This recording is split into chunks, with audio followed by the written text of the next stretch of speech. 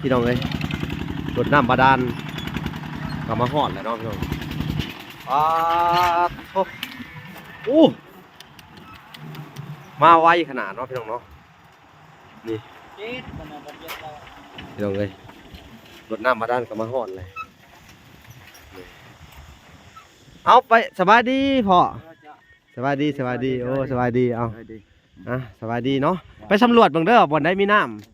เอาเบิ่งดูมันเป็นไปได้น่ะดีแต่ว่ามันดีแต่ว่ามาสำรวจเบิ่งเอาบ่อนที่มันเป็นจุดตายเลยเด้อไอ้บ่อนแค่ชุดเลยบ่อนที่เฮาบ่เฮ็ดหยังอ่ะนะบ่อนดินชุดอยู่ทางใดบ่อนดินชุดบ่ล่ะพาเพิ่นไปดูสิใช่เนาะคุณน้ำแดงแจ้นั่นน้ำแดงจุดนี้ห้องน้ำทั้งเลยฮะจุดที่ห้องน้ำเอาถ้าสิเอาไก่ห้องน้ำนะดูเอาแจทางหน้าพ่อเอานี่ได้บ่ได้นี่ลอกเบิ่งนี่แจ้นี่แหละนี่เอาตอนนี้เราพี่น้องขี่ลอก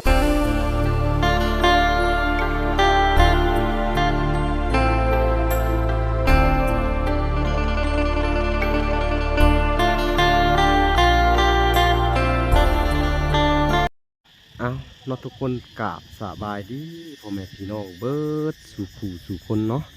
กันยินดีเข้าสู่ช่อง YouTube เป่าลาสายบุญคุณธรรมคือเก่าเส้นเคยนะทุกคนเนาะทักทายสบายดี FC ทางฝั่งไทยและ FC ทางฝั่งลาวและ FC ทางต่างประเทศนำเด้อพี่น้องเอ้ยที่รับชมเป่าลาอยู่เนาะมื้อนี้ก็เป็นมื้อสันวันดีอีกมื้อนึงพี่น้องเอ้ยกระทบกะสิเสร็จแล้วอย่างน้อยเดียวแล้วก็รถน้ำบาดาลก็มาพร้อมเดียวกันเลยพี่น้องเอ้ยเป็นมือออกใหม่3คำพี่น้องรถน้ำบาดาลเพิ่นกะมาเจาะน้ำบาดาลเลยมื้อนี้เนาะพี่น้องเอามือเอาเลิกเอายามมันจะเลิกงามยามดีพี่น้องเอ้ยเอาก่อนอื่นเบิดกะบ่มีหยังหลายพี่น้องเอ้ยกะขอบคุณทั้งแม่จันพี่น้องเอ้ยหรือว่าขอบใจหรือว่าขอบบุญขอบคุณทั้งแม่จันเพิ่นพี่น้องเอ้ยที่ช่วยเหลือทั้งน้องอาเบยมาในมื้อนี้เนาะก็สิเป็นการสมทบเฮ็ดน้ำบาดาลแม่จันเพิ่นพี่น้องเอ้ยก็ขอบคุณเพิ่นหลายๆพี่น้องเอ้ยทั้งน้องอาเบยกะผมมีหยังที่ตอบแทนบุญคุณกับบ่ล่ะผมมีหยังที่ตอบแทนบุญคุณเพิ่นพี่น้องเอ้ยทั้งน้องอาเบยกะสิได้ไปเอาน้ำพี่น้องเอ้ยสิได้ไปเอาน้ำมาใส่อยู่นี่พี่น้องเอ้ยมาใส่ให้ทั้งรถเจาะน้ำบาดาลนี่นะพี่น้องเนาะเอาพี่น้องเอ้ยกับผมมีหยังหลายพี่น้องเอ้ยบาทนี้ก็สิได้ให้ทุกคนไปเบิ่งขั้นตอนการเจาะน้ำบาดาลได้เลยเนาะพี่น้องโอเคพี่น้องเอ้ยรถน้ำบาดาลก็มาฮอดแล้วเนาะพี่น้องอู้มาไวขนาดเนาะพี่น้องเนาะนี่พี่น้องเอ้ยรถน้ำบาดาลก็มาฮอดเลยเอาไปสบายดีพ่อสบายดีโอ้สบายดีเอาสบายดีเนาะไปสำรวจเบิ่งเด้อบ่อนได้มีน้ำไปกวดเบิ่งพี่น้องเอ้ยทั้งรถน้ำบาดาลกลับมาเป็นที่ฮอดเนาะเอาพี่น้องเอ้ยนี่พี่น้องเอ้ยเพิ่นกลับมาไวขนาดพี่น้องเอ้ยมื้อนี้วัวสิเจาะทันหรือบ่เนาะพี่น้องเอ้ย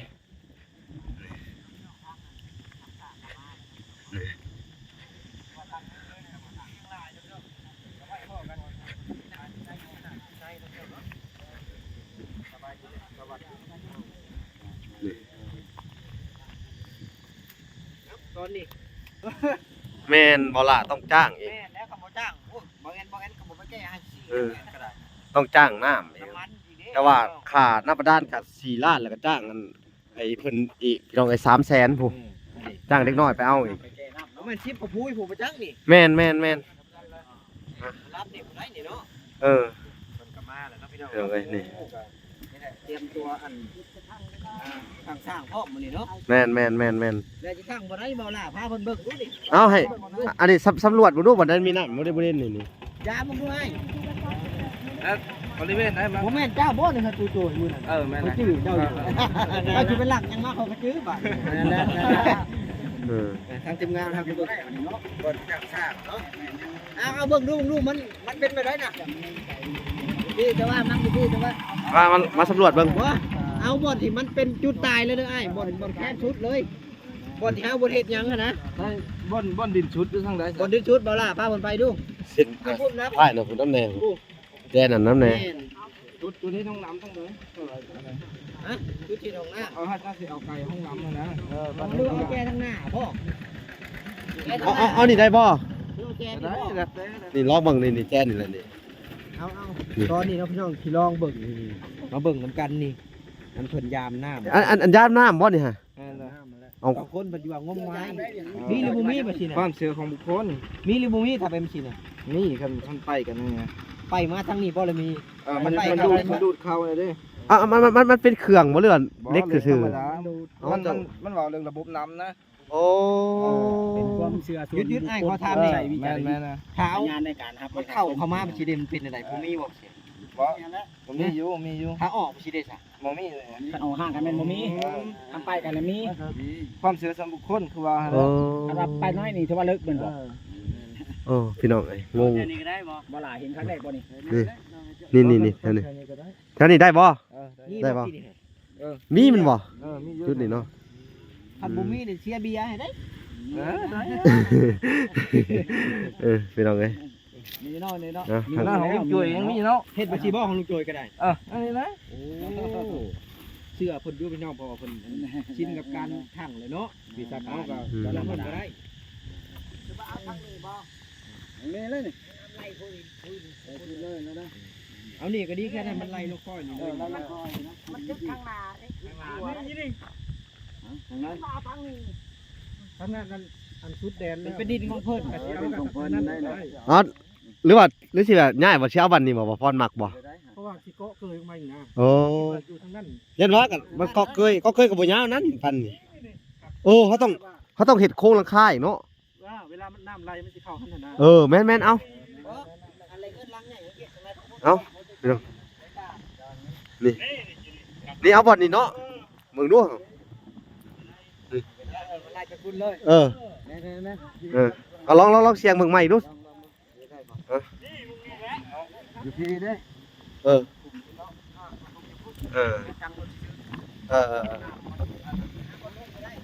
เพราะว่าแดนมันเขามาซ้ำนี่ใด ได้บ่ แดนมาเป็นมันนี่เอาตักใส่ปักกับตัวแดนอะไรก็ได้หรือจังได นะ ดินนี่ดินผมไม่บ่ดินเนี่ยดินผมไม่ ผมไม่เลิกไปได้ดอก ประมาณนี้แล้วเนาะตัวนี้แล้วเนาะพานี้ขึ้นมาเนาะ แม่น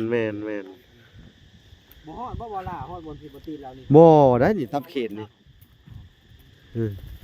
ดินผมไม่ย่านมันน้ำซึมหลายได้ใส่น้ำหลายดินผมไม่นี่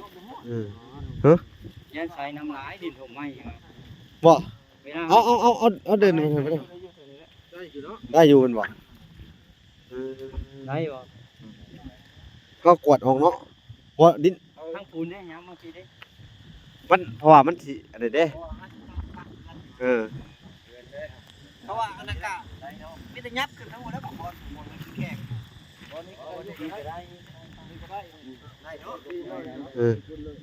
เป็นหัวรถมันเนาะเอาหูมันอยู่นี่แน่ เบิ่งดูมันสิเกะกะสถานที่เฮ็ดเฮือนบ่หรือว่านับเข้ามาอีกบ่เนาะบ่พรหรือไดได้เนาะ เดี๋ยวมันวิดแดนแล้วมันสิ มันสิยากกันเอ้าพี่น้องเอ้ยแม่นแหละเอาสำนี้แหละเอาลงนี่เลยเนาะธรรมดา สิกูคุมเลยนะ คุณเลยเฮ็ดเลย คือว่าเร่งด่วนเนาะบ่ล่ะ เร่งด่วน พร้อมจะอยู่ด่วนใช่นะ วันดีมื้อนี้เฮ็ดหยังก็ดีเลยออกใหม่3คำเดือน5เนาะ เดือน5ปีพศเนาะ โดยเป็นวันดีพี่น้องเอ้ยเอ้าจังได๋ก็ดีใจน้องๆเพิ่นฮะอ๋อไผสิถือลอตเตอรี่ ค่อยนี่แล้ว โอ้มันลี่บ่ บ่แล้วเขาจะถือ6ล้านบาท โอ้เขาคือว่า เบอร์บ่เอ็นสตูดิโอถือลอตเตอรี่ มันบ่ได้คือบ่อเสียงเมืองทะเลได้ถึง12ล้านโอเคนะทุกคนเนาะเดี๋ยวรถเพิ่นก็มาแล้วก็เกียนพื้นที่ให้ห้อยเนาะนี่มันก็จะได้ลงจอดหน้ามาด้านเลยพี่น้องเอ้ยเตรียมพร้อมเลยพี่น้องเอ้ยเพิ่นก็ได้กะเกียมสิเฮ็ดหน้ามาด้านล่ะพี่น้องเอ้ยก็ขอบคุณทั้งแม่จันพี่น้องเอ้ย แต่ได้ลงอีมาให้มันฮอดดินเก่ามันดิฮอดดินใหม่ถ้าท่อน้ำใช่แล้วมันซึมไปตามดินเฮาถมนี่ซะ ถมเนาะดินเก่าให้จะถมอีกแล้ว น้ำหลายแห่งกระตินแล้วมาคุยนึง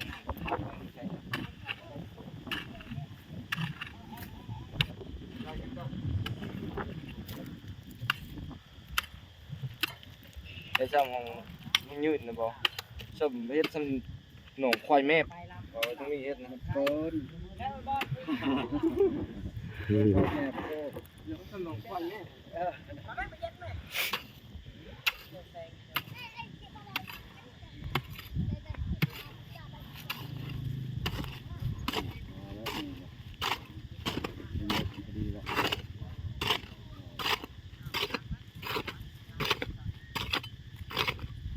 วันเฮาสิสอดน้ำใส่บ่ นี่แหละ อ๋อแล้วก็หลุมมันอยู่เจาะอยู่พี่ นี่ได้น้ำมันไหลตัวนี้ได้ แล้วนี่ไปหาใส่ คุ้มนี่ นำหมุนเวียนนะ โอ้ ทางที่ตัวนี้ขึ้นอะไรเราไปห้างกระดูกขึ้นมาคือเก่า โอ้ ทำประเภทนั่นน่ะมันบ่ได้นำ แล้วเฮาสิเจาะไปได้บัดนี้ นี่เลยจ้ะ แล้วอ๋อแล้วขุดไปนี่เนาะ นี่เลย ขุดลัดมาพี่เนาะ นั่นน่ะ พี่น้องเอ้ยเนาะเบิ่งเพิ่นเฮ็ดไปก่อนยังบ่เคยเห็นพี่น้องเอ้ย จริงเนาะ ตอนเพิ่นขุดเนาะตอนนั้นตัวจอยเห็นอยู่พี่น้องเอ้ยแต่ว่าตอนเพิ่นขุดมันหินอีหยังดำๆนี่คือของอันนั้นเนาะเบิ่งดูจับขึ้นมาดูหิน นี่ไงหินนี่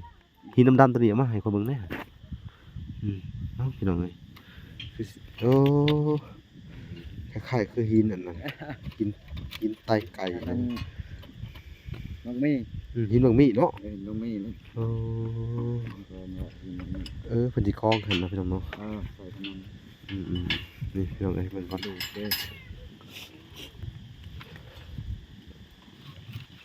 ครับเว้นเจาะน้ำร้าน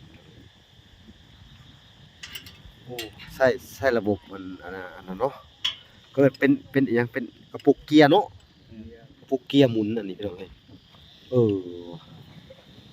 ใส่ได้อยู่บางเช้านี่เป็นเจาะใส่สางแล่นมาแต่พุ่นเลยบ่อัศพร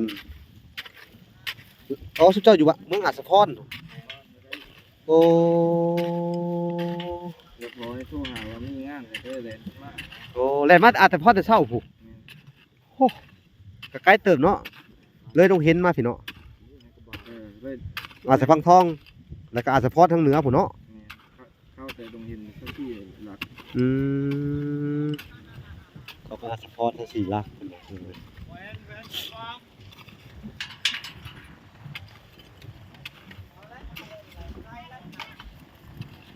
ที่นี่ก็บ่ให้ ให้เอาได้แต่เล่นรถไทยมันขึ้นมาบ่ได้ไม่ขี้ตมเด้เอาพี่น้องเอ้ยเขาสิไปเฮ็ดได้เพิ่นบ่อยู่เฮือนบ่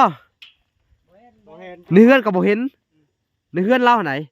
เราปิดเฮือนอ้า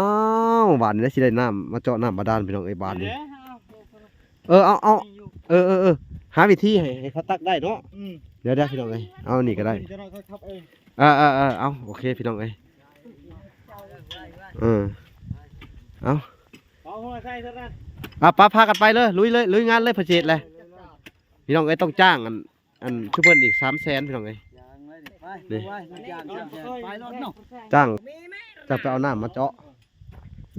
พี่น้องเอ้ยพอดีมัน4 ล้านป้ายพุ่นแหละรวมถึงจะน้ำเจาะนี่พี่น้องเอ้ยรวมถึงจ้างคนนี่น้ำเลย4 ล้าน 3 4 ล้าน 4พี่น้องเอ้ยสิประมาณนี้แล้วเนาะจ้างคนต่างหากพี่น้องจ้างคนเอาน้ำมาเนาะโอเคทุกคนได้เพิ่นกะเริ่มสิเจาะแล้วพี่น้องเอ้ยนี่เริ่มสิเจาะน้ำบาดาลแล้วพี่น้องเอ้ยต้องเว้ยโชคดีพี่น้องเอ้ยขอบคุณ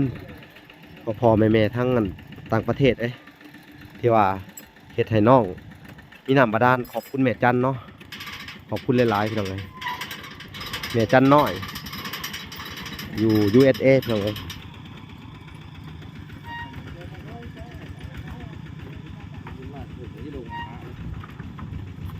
เพิ่นก็ได้ซอยเป็นเงินอยู่$200พี่น้องเอ้ยในการขุดน้ำบาดาลและก็ส่วนที่เหลืออีกจังได๋ก็มาเบิ่งกันพี่น้องว่าสิมีน้ำบ่เจาะในครั้งนี้เนาะแต่ว่าเพิ่นก็วัดไปแล้วเนาะใช่อิหยัง เอาลงอีไม่ได้บ่ผมนะ คุณรู้บ่ ตรงนั้นบ่ เพิ่นใช้อันหยังแบบโบราณวัดน้ำเพิ่นว่าถ้าอันแบบว่าคำนวณของเจ้านี่มุ้ยพลาดบ่ จังหวะมันก็อีกตามบ่อนเฮาเคยเจาะ โอ้ บ่อนบ้านใดเขาเจาะบ่ได้เฮาก็บ่ได้เขาเจาะ โอ้เฮาจับไม้นี่นะจับเหล็กสำรวจนะ ตะกี้บ่เคยพลาดนะ นะโอ้บ่เคยพลาดเนาะแต่เจ้าคิดว่ามันสิมีบ่แบบสิมันเป็นหินด้านใด มีอยู่แล้วบ้านเฮาเคยเจาะ โอ้ดีแท้นี่เคยมาเจาะบ่ เคย โอ้แสดงก็เคยมีอยู่เนาะพี่น้อ คั ง น เนาะ เฮาบ่ยามก็เจ้าของเฮือนอยากได้บ้านใดเฮาก็เจาะลง ก็ได้อยู่ ก็ได้ เสี่ยงไปเนาะ อืม เสี่ยงไปเฮาอาศัยถามว่าบ่ได้เจ้าของว่าบ่ได้ยามบ่ยามให้ได้เฮาก็ยามให้ โอ้ บ่มักยามเฮาก็เจาะเลยนะ โดยเนาะ ต้องได้นะ มันต้องได้เนาะเพราะว่าอันแถวนี้มันเคยมีน้ำเนาะพ่อเนาะ โดยมีน้ำจ้า โอ้แม่นพี่น้องเอ้ยเคยมีน้ำพี่น้องเอ้ยจักสิจังไดนี่เนาะพี่น้องเอ้ย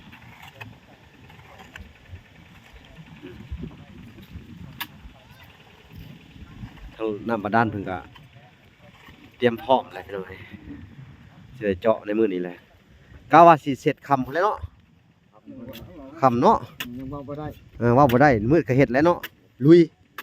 สู่เป็นสู่พี่น้องเอ้ยเพิ่นนี่ ไปเนี่ยนะ เออคือสิใช้น้ำลายเบิ่งทรงกับพี่น้องน้ำก็หายากแน่อยู่ดีเนาะโอ้ยเนาะพี่น้องเอ้ยพุ่น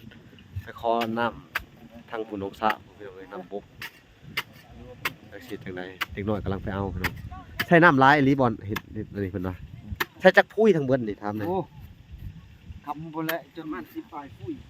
10ปลายพิวอ๋อพี่น้อง ไปผู้อยู่เว้ยเจ้าอยู่บ้านเขาเป็นนะเจ้าเป็นน้ำเกลียว เขาสิไปเอาน้ำทันบ่พี่น้องเอ้ยบาดนี่เดี๋ยวถ้าเจ้าของน้ำเพิ่นก็บ่มาพี่น้องเอ้ยน้องซะนี่สิได้ไปเอาถูก รุ่มไปยากันก็จะกระจายสมุกปะนั่นนอเปล่า โอ้ยเนาะเบิ่งก่อนคุยกับปุ้ยน้อยอีหลีเนาะทางนั้นน่ะไปเอามาค่ะมาพอกันนี่เนาะเอาพี่น้องเอ้ยเอาตามนั่นแหละพี่น้องเอ้ยอันนี้น้อยลำเลียงคุยไปเรื่อยๆ10กว่าคุยเพิ่นว่าเนาะพี่น้องเอ้ย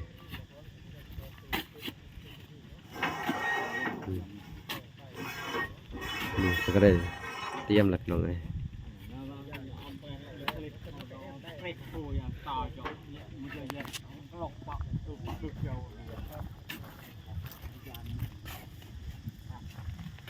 นี่ไงนี่นะฮะ นี่พี่น้องโอ้ยทางพ่อเพิ่นมาพอดีเลยสิไปขอน้ำก่อนพี่น้องเอ้ยนี่สิไปขอน้ำบาดาลนะเพิ่นไทยพ่อเพิ่นมาเลยสิไปขอน้ำก่อนพอได้นะพ่อพี่น้องเอ้ยไปลองขอเพิ่นจะให้บ่พี่น้องเอ้ยนี่บ่หันไปหาเพิ่นอยู่เฮือนบ่เห็นพี่น้องเอ้ยต้องขอเพราะลำบากไปเอาน้ำนี่รถไถมันบ่อยากขึ้นได้ข้าสิขอคุยกับเพิ่นก่อนเล็กๆน้อย ลืมแม่นจ้า โดยโอ้ยดีนะมาเห็นเจ้า เอามาสิเด้อข่อยสิขอเจ้าจังไดจังหนึ่งได้บ่ เอาว่าแล้วละ ฮะ เอาว่าแล้วละขอถือได้ สิขออันให้เด็กน้อยมาตักเอาน้ำเจ้าได้บ่เอามาจอน้ำบาดาล ได้เอาโลด ได้เนาะ จะได้ลายสมัยเอาโลด โอ้ยขอบคุณขอเอ้ยขอบมุกขอบใจหลายเด้อ สี่หักก็พูดก็เอาโลดถ้า โด ได้ ย จากไหนเอาโลด โอ้โดย มันเป็นยัง เอ้า แข่งกัน โดยขอบคุณเด้อขอบใจหลายพอเอ้ยเอ้าอยู่ดีมีแฮงเพิ่นก็ให้จบเจือเนาะพี่น้องเอ้ยเดี๋ยวเฮาก็สิได้อันให้เด็กน้อยมาเอาอยู่นี่แหละพี่น้องเอ้ยเฮาก็จ้างอันเด็กน้อยเพิ่นแก่น้ำให้เขาพี่น้องเอ้ยไปเอาอยู่ เดี๋ยวใช้เพิ่นขึ้นมาเนาะบัดนี้ นี่ได้ปืนเอานี่เนาะ เพิ่นเอานี่แล้วเนาะโอ้มันง่ายอีหลีนี่พี่น้องเอ้ยเอ้ามาพี่เด้อเพ่มาเอาอยู่พี่เอาได้แล้วพี่น้องเอ้ยบาดนี้มันง่ายเนาะปอน้ำงามเนาะน้ำงามมะลิพี่น้องเอ้ยนี่ น้ำ โอ้น้ำใสงามมะลิ ขออาบกันที่นี่ละ ไปผ่าตายเขาว่าอาบเลยอาบแล้ว โดย ไม่หายก็ว่า เอาพี่น้องเอ้ยจะให้เด็กน้อยมาเอาอยู่นี่แหละ เอาเลย ขอบใจด้วยพอเด้อผมว่าขอบใจหลายๆอยู่ดีมีแฮงเอาบุญเอาทานนำกันเนาะ โดยโดยสาธุเด้อสิได้เจาะน้ำบาดาลให้อาเบยล่ะพี่น้องเอ้ยเอาขอบใจเด้อพ่อเด้อเอาขอตัวก่อนพี่น้องเอ้ยสิไปเบิ่งกันทั้งเพิ่นคือเก่าพี่น้องเอ้ยพี่น้องไปเบิ่งกันอีกทีนึงเอาพี่น้องเอ้ยนี่ก็ได้เจาะนี่เพิ่นก็ได้เริ่มสิเจาะเลยพี่น้องเอ้ย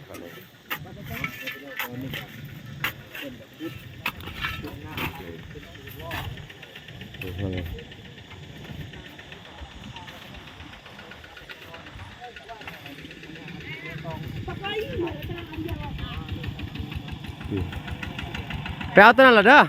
น้ามาเปิดประตูให้เลยไปอวยรถแล้วก็ต่อมาเลยเอาพี่น้องเอ้ยนี่เอาคลิปนี้กับบ่มีหยังหลายพี่น้องเอ้ยเฮาก็จะไปเบิ่งขั้นตอนต่อไปเนาะคลิปนี้ก็จะได้จบก่อนแต่เพียงเท่านี้เนาะพี่น้องเนาะพอกันอีกคลิปหน้าเนาะพี่น้องเนาะก็จะได้ลงเรื่อยๆเนาะ